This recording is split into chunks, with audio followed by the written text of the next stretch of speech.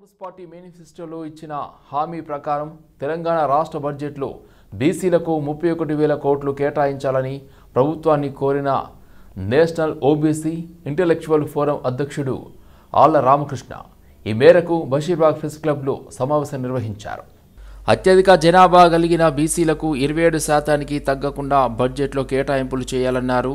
విద్యా వైద్యానికి కాంగ్రెస్ మేనిఫెస్టోలో పేర్కొన్న విధంగానే బడ్జెట్ కేటాయింపు చేయాలన్నారు. ఆంధ్రప్రదేశ్ ప్రభుత్వం 47,500 కోట్లు కేటాయించిన విషయాన్ని ఈ సందర్భంగా గుర్తు చేశారు. విద్యా ఉద్యోగాలు రాజకీయాలలో బీసీలకు 42% రిజర్వేషన్లను పెంచడం తెలంగాణ రాష్ట్రం దేశానికి ఆదర్శమన్నారు. కేంద్ర ప్రభుత్వం మెడలు ఉంచి మరి తొందరగా ఈ రిజర్వేషన్లు అనేది తీసుకొస్తారని అన్ని పార్టీలు మన రేవంత్ రెడ్డి గారి నాయకత్వంలో ఢిల్లీలో అది రిజర్వేషన్స్ 42% అయ్యేదాకా కూడా అక్కడే ఉండి మరి ఇవన్నీ సాధించుకొస్తారని అన్ని పార్టీలకి విజ్ఞప్తి చేస్తున్నాం. నేషనల్ ఇంటలెక్చువల్ ఫోరం తరఫున అధ్యక్షుడిని ఆళ్ల రామకృష్ణని అయ్యా ఇక బడ్జెట్ వ్యవహారం రేపటి నుంచి ఉంది మనకి తెలంగాణ ప్రభుత్వంలో. కాంగ్రెస్ పార్టీ తన మేనిఫెస్టోలో బీసీలకు 15% బడ్జెట్ కేటాయిస్తానని మేనిఫెస్టోలో చెప్పడం జరిగింది. మరి లాస్ట్ ఇయర్ కేవలం 3% మాత్రమే 9,000 కోట్ల రూపాయలు మాత్రమే ఇవ్వగలిగారు. మరి అలాగే పక్క రాష్ట్రంలో 15% బడ్జెట్ కేటాయిస్తూ ఈ ఏడాది కూడా మరి దాదాపు 47,000 కోట్లను 15% బడ్జెట్ ని ఆంధ్రప్రదేశ్ లో చంద్రబాబు నాయుడు గారి ప్రభుత్వం ఇచ్చింది. ఈ మధ్య కాలంలో యువతలో హార్ట్ స్ట్రోక్ కేసులు పెరుగుతుండటం ఆందోళనకరంగా ఉందని వైద్యులు గౌరవ్ తుక్రాల్ తెలిపారు. హైదరాబాద్ సోమాజిగూడలో అధునాతన స్ట్రోక్ రికవరీ యంత్రాన్ని వైద్యులు ప్రారంభించారు. ఏ ఆధారిత పరికరాలతో న్యూరో రిహాబిలిటేషన్, ఫిజియోథెరపీ, అధునాతన స్ట్రోక్ రికవరీ చికిత్సలు అందిస్తున్నట్లు వైద్యులు తెలిపారు. ఆరోగ్య సంరక్షణ సేవలు అందరికీ అందుబాటు ధరలో లభించేలా ఈ రిహాబిలిటేషన్ సెంటర్లో సేవలు అందిస్తున్నట్లు చెప్పారు. To have been associated with HCH Civitas since many years, so I've been in touch with their 2 centers here in Hyderabad. So this being the nearest to my hospital, I keep visiting Civitas very frequently, and I also have a lot of my patients coming here for their rehab, post-surgery rehab. So నేను as a neurosurgeon చాలా head injuries కానీ spine injuries, stroke పేషెంట్స్ని treat చేస్తూ ఉంటాను. So my role అంటే నా role is to bring them out of life threatening emergency. So నా దగ్గరకు వచ్చేటప్పుడు చాలామంది ఎమర్జెన్సీ సిచ్యువేషన్స్లో లైఫ్ థ్రెటనింగ్ కండిషన్స్లో వస్తారు. సో యాజ్ ఎ సర్జన్ నేను వాళ్ళని ఆ పాయింట్ ఆఫ్ టైంలో ప్రాణాపాయం నుంచి బయటకు తీసుకురాగలుగుతాను and they will be fine. కానీ తర్వాత వాళ్ళకి మళ్ళీ రొటీన్ లైఫ్ లోకి వెళ్ళటానికి రీహాబ్ అనేది ఎంత ఇంపార్టెంట్. సో మనకి ఇప్పుడు హాస్పిటల్స్లో 1 వారం లేదా 2 వారాలు వాళ్ళకి సరిపోతుంది. తర్వాత they need a change of place. ఎందుకంటే హాస్పిటల్స్లో లాంగ్ హాస్పిటల్ స్టే అనేది కూడా it has its own risks, like infection కానివ్వండి. సో ఇలాంటి రిస్క్స్ చాలా ఉంటాయి. So once they are out of that normal routine risks which are there in the hospital, వాళ్ళని we have to shift them to another place where they this rehab అనేది continue అవుతుంది. భారతీయ సంస్కృతిలో పట్టు, చేనేత వస్త్రాలకు ప్రత్యేక స్థానం ఉందని సామాజికవేత్త అనన్య అన్నారు. హైదరాబాద్ బంజారా హిల్స్లో కళింగ కల్చరల్ హాల్లో హ్యాండ్లూమ్ ఇండియా ఎక్స్పోను ఆమె లాంచ్ చేశారు. దేశంలోనూ ప్రముఖ నగరాలకు చెందిన డిజైనర్లు తయారు చేసిన వస్త్ర ఉత్పత్తులను ఈ ఎగ్జిబిషన్లో అందుబాటులో ఉంచినట్లు నిర్వాహకులు తెలిపారు. ఈ ఎగ్జిబిషన్ వారం రోజుల పాటు కొనసాగుతుందని అన్నారు. It was such a delight for a summer Tuesday evening to launch this Handloom India Festival. Under the same roof, we have about 20 states of India representing their authentic weave and natural handwork. Keeping the festivals, upcoming festivals in mind, like Eid, Ugadi, it is a genuinely an excellent destination to shop for all your clothes need. And I am sure definitely going to get my wardrobe a refill from this Handloom India exhibition. तो आप लोग ज़रूर आइए. गुजरात का, राजस्थान का, बंगाल का, तेलंगाना खुद का स्टेट का, सारे स्टेट्स का यहाँ पे बहुत सारे खूबसूरत, बनारस का खूबसूरत, एक से एक बेहतर खूबसूरत साड़ियाँ एवं ड्रेसेस अवेलेबल है. सो आप लोग ज़रूर आइए परिवार के साथ और इसका आनंद उठाइए और अपकमिंग 2 फेस्टिवल्स का वार्ड्रोब रीफिल. జూబ్లీ హిల్స్లో నూతనంగా ఏర్పాటు చేసిన పవ్వా అనే రెస్టారెంట్లో వాహ్వా అనే విధంగా చెఫ్లో రుచికరమైన ఆహార వస్తువులను అందించారు. ఈ ఫుడ్ ఫెస్ట్లో నగరంలోని పలువురు ఫుడ్ ఇన్ఫ్లుయెన్సర్లతో పాటు బ్లాగర్స్ పాల్గొని సందడి చేశారు. ది క్వార్టర్ కల్చర్ థీమ్తో తాము సేవలు అందిస్తున్నట్లు తెలిపారు. ఒక ఆహార పదార్థాన్ని కొంచెం తినేవారు, మీడియంగా తినేవారు, కడుపు నిండా తినేవారిగా విభజించుకొని క్వార్టర్ ఆఫ్ ఫుల్ అనే ఒక కొత్త కాన్సెప్ట్తో ఆహార ప్రియులకు రుచికరమైన వంటకాలను వడ్డిస్తామని నిర్వాహకులు సంజయ్ కుమార్ రెడ్డి తెలిపారు. ఈ సందర్భంగా ఏర్పాటు చేసిన పలు రకాల వంటకాలు ఆకట్టుకున్నాయి. ఇప్పుడు మారుతున్న జనాలకు ఒక నలుగురు ఇంట్లోనే నలుగురు అన్నదమ్ములకు ఒక కాన్సెప్ట్లో ఒకరినే తినాలని ఉండదు. మరి 5-6 మంది ఫ్రెండ్స్ వచ్చినప్పుడు ఒకరి కోసం ఒకరు కాంప్రమైజ్ కాకుండా మీరు చికెన్ తినాలనుకుంటే క్వార్టర్ పోర్షన్ ఆర్డర్ చేయొచ్చు. ఒకరు mutton, fish, veg, whatever they want to be like some of diet conscious, they want to have with a grilled food, some want to have a fried food, some want to have a spicy. So our concept is we want to be pocket friendly and we doesn't want to waste the food also, like by ordering 10 numbers of foods or anything. Anyone can order whatever they want and they can happily enjoy the food. Even on the drinks also, at the end of the day full bottle price is affordability, but in a full bottle you can order 3 different kind of brands, like 1 quarter and 2 halves, whichever who want to drink. It will be best for youth and easy going. I want to make a party culture like an easy going. నా పేరు chef Govind. నేను ఇక్కడ executive షెఫ్గా పనిచేస్తున్నాను, head షెఫ్గా. ఇది global kitchen, Indian, Chinese, Tandur, all global kitchen and local కూడా ఉంది. పవా దీని పేరు. యాక్చువల్లీ పవా అంటే 3 వేరియేషన్లో ఇక్కడ కోటర్ ఆఫ్ ఫుల్ ఫుడ్ దొరుకుతుంది.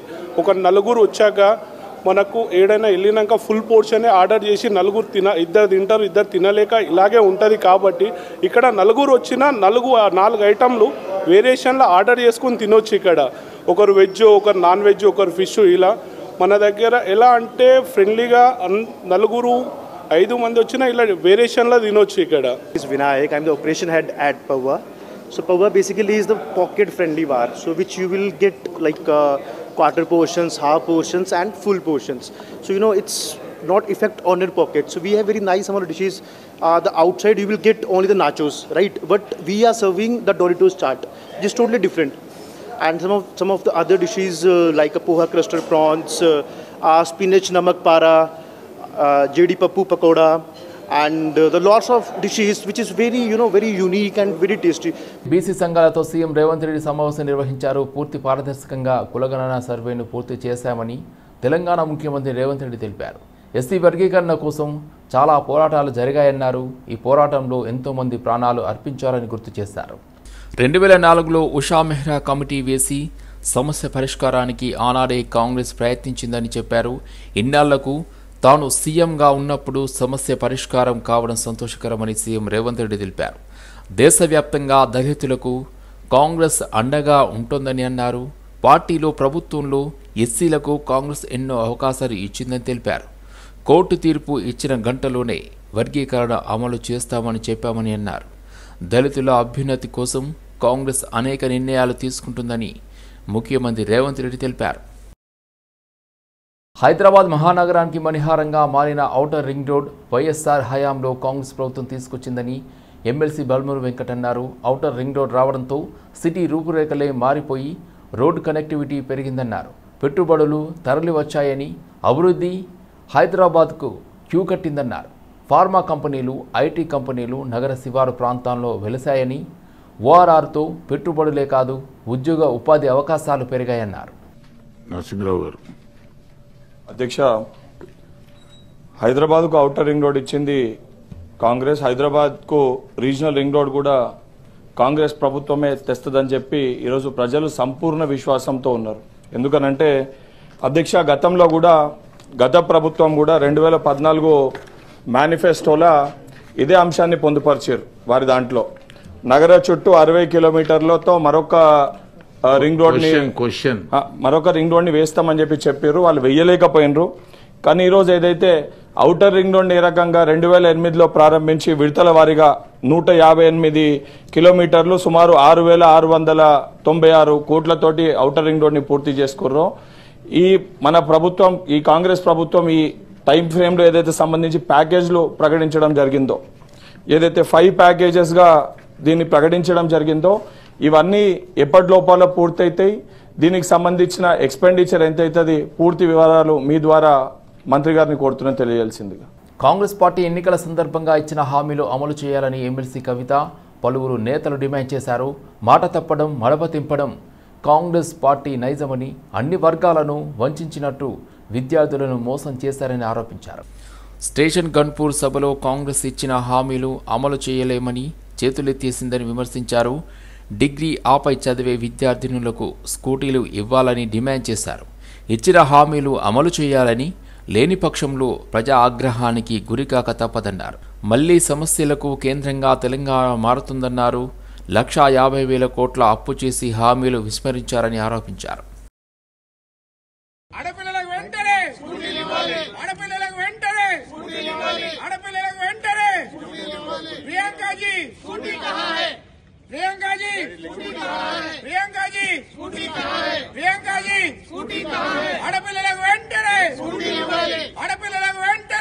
ఇవాళ కాంగ్రెస్ పార్టీ అధికారంలోకి రావడానికి అనేకమైనటువంటి మాటలు చెప్పినటువంటి సందర్భాన్ని మనం గుర్తు తెచ్చుకోవాలి. అధికారంలోకి వచ్చి 15 నెలలైంది. 15 నెలల్లో 1,50,000 కోట్ల అప్పులు తెచ్చారు. కానీ ఆడపిల్లలకు ఇచ్చిన ఏ ఒక్క వాగ్దానాన్ని కూడా పూర్తి చేయడం లేదు. నిన్ననేమో తులం బంగారం ఇయ్యమని చెప్పినారు. ఇవాళ మేము బీఆర్ఎస్ పార్టీ పక్షాన డిమాండ్ చేస్తూ ఉన్నాం, మీరు చదువుకునేటటువంటి ఆడపిల్లలు 18 సంవత్సరాలు నిండినటువంటి ప్రతి ఒక్కరికి స్కూటీలు ఇస్తామని చెప్పారు. కానీ ఆ విషయంలో ఇంతవరకు కనీసం రివ్యూ కూడా చేయకపోవడం చాలా దారుణం. ఆర్టీసీ బస్సులు ఇచ్చి స్కూటీలు ఎగ్గొట్టాలని చూస్తే మాత్రం ఊరుకునేదే లేదు. ఇక్కడ మీ మాట నమ్మరని చెప్పి మీరు ప్రియాంక గాంధీ గారిని తీసుకొచ్చి స్కూటీలు ఇస్తామనేటటువంటి వాగ్దానం చేసినారు.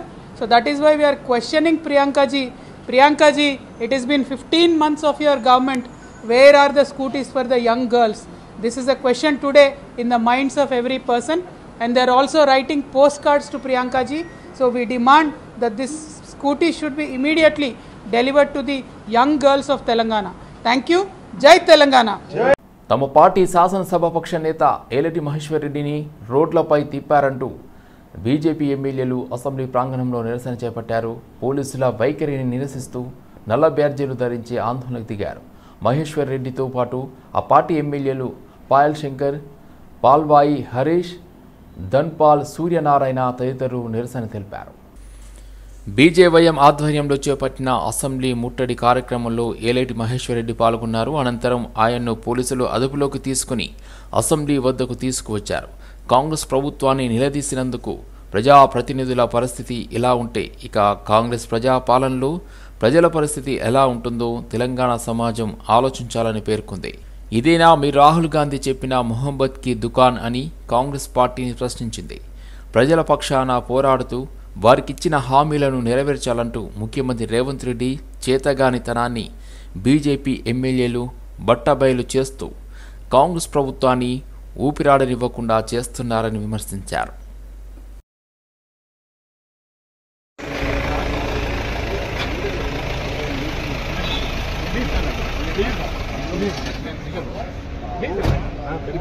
నాకు తెలియాలి కదా, మీరు ఎందుకు నన్ను ప్రివెంట్ చేసినారు, ఎందుకు అరెస్ట్ చేసినారు నాకు తెలియాలా?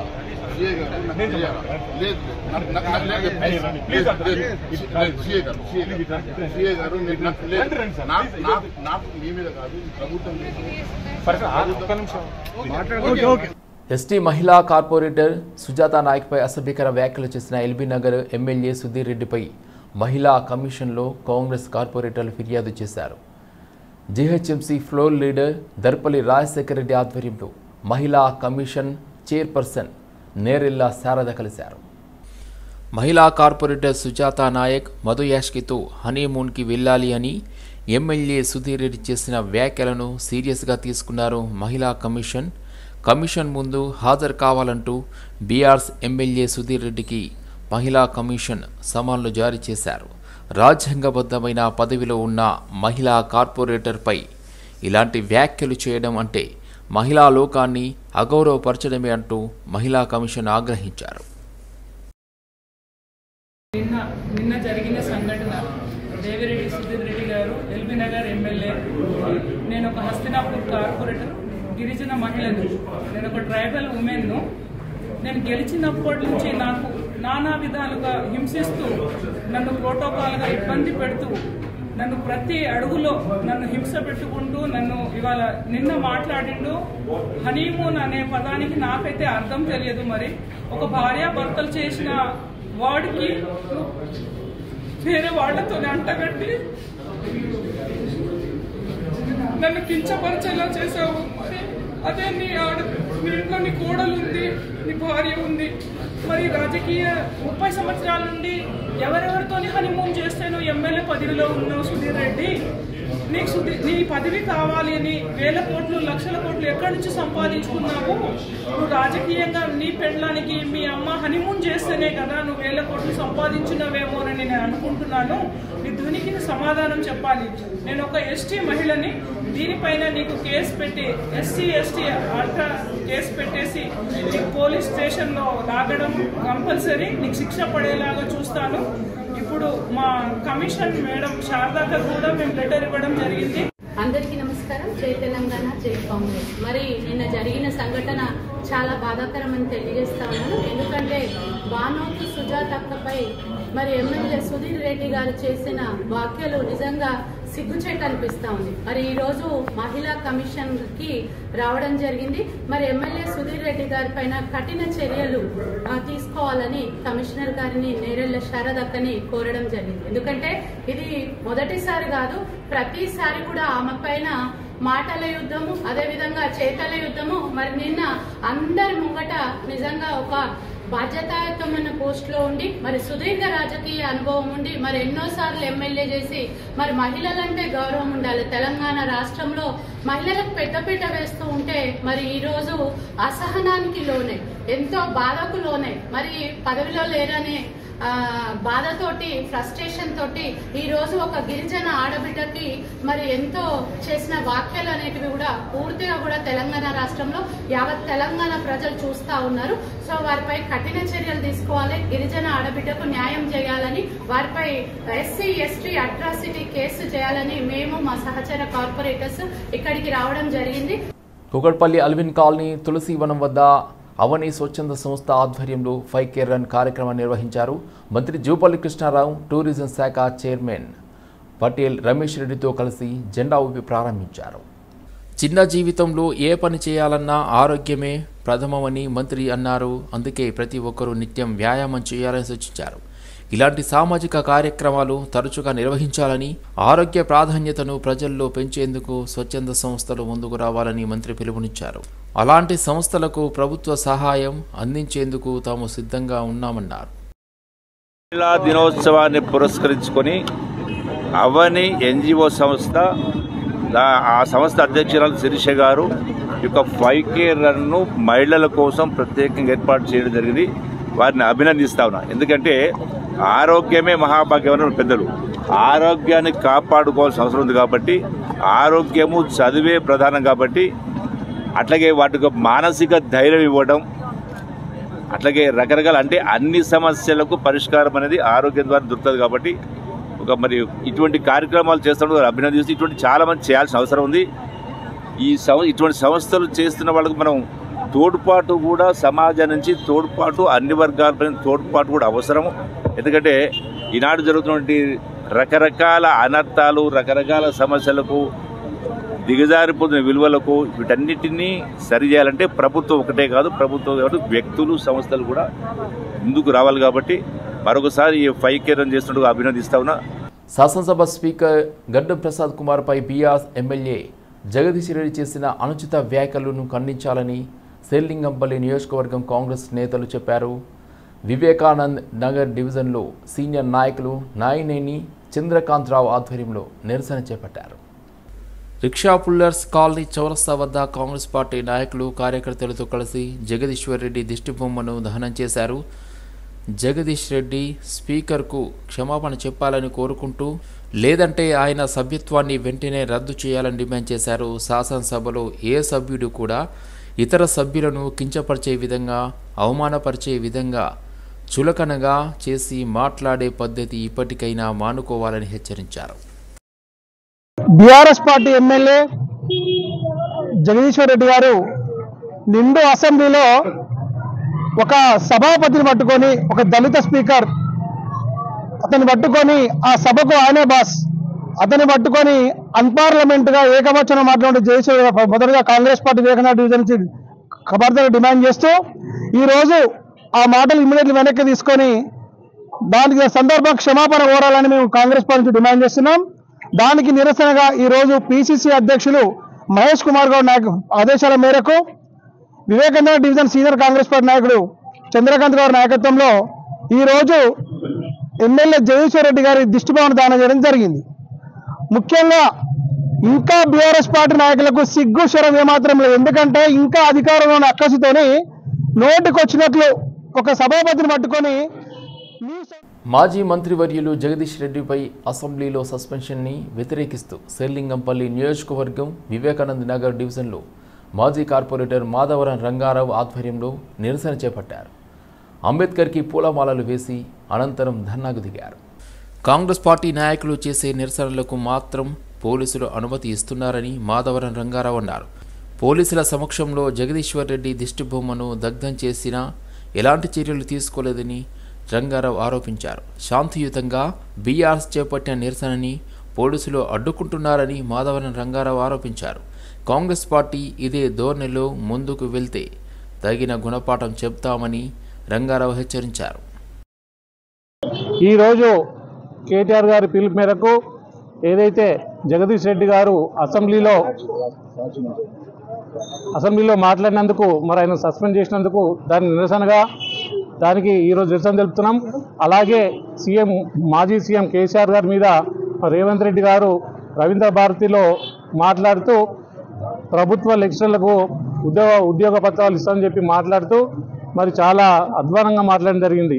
ఒక మాజీ సీఎం తెలంగాణ తెచ్చినటువంటి కేసీఆర్ గారి మీద స్టేటస్ నుంచి ఈరోజు మార్చర్కి వెళ్తాడు ఇప్పుడు అని చెప్పి అంత ఘోరంగా ఒకసారి కూడా కాదు 4-5 సార్లు ఆ పదాన్ని ఆ రోజు రవీంద్ర భారతిలో ఉచ్చరించడం జరిగింది. మరి ఏదైతే చాలా నీతులు చెప్పిన ఆ రోజు ప్రధాన ఉపాధ్యాయులు ఈరోజు పౌరులను తీర్చిదిద్దాలి, పౌరులను రేపు రాష్ట్రానికి దేశానికి అభివృద్ధి చెందే విధంగా వాళ్ళకి మీరే ఉపదేశించాలని చెప్పి చెప్తూ ఇలాంటి వ్యాఖ్యలు చేయడం చాలా ఘోరంగా మేము భావిస్తూ ఉన్నాం. అలాగే ఏదైతే జగదీష్ రెడ్డి గారు అసెంబ్లీలో గవర్నర్ గారి దానికి సమాధానం చెప్పే విధంలో మాట్లాడుతుంటే, రాష్ట్రంలోని ప్రభుత్వ విద్యా సంస్థల్లో 5వ తరగతి నుండి 10వ తరగతి వరకు చదువుతున్న విద్యార్థులందరికీ రాష్ట్రీయ బాల స్వాస్థ్య కార్యక్రమం ద్వారా కంటి పరీక్ష నిర్వహించారు. ఈ కార్యక్రమం విద్యార్థుల కంటి ఆరోగ్యాన్ని మెరుగుపరచడంలో ముఖ్యమైన పాత్ర పోషిస్తుందన్నారు. లాలాపేట ప్రభుత్వ బాలికల ఉన్నత పాఠశాలలో శిబిరాన్ని డిప్యూటీ మేయర్ మోత శ్రీలత శోభన్ రెడ్డి ప్రారంభించారు. విద్యార్థులకు అవసరమైన కంటి అద్దాలు పంపిణీ చేశారు. ఈ సందర్భంగా విద్యార్థులతో కలిసి వారి అభిప్రాయాలను తెలుసుకుని వారి సమస్యలను అడిగి తెలుసుకున్నారు. కాంగ్రెస్ ప్రభుత్వం విద్యార్థుల సంక్షేమానికి ప్రాధాన్యతనిచ్చి వ్యక్తిగత ఆసక్తి చూపుతూ విద్యా సంస్థల అభివృద్ధికి అవసరమైన చర్యలు తీసుకోవడం అభినందన.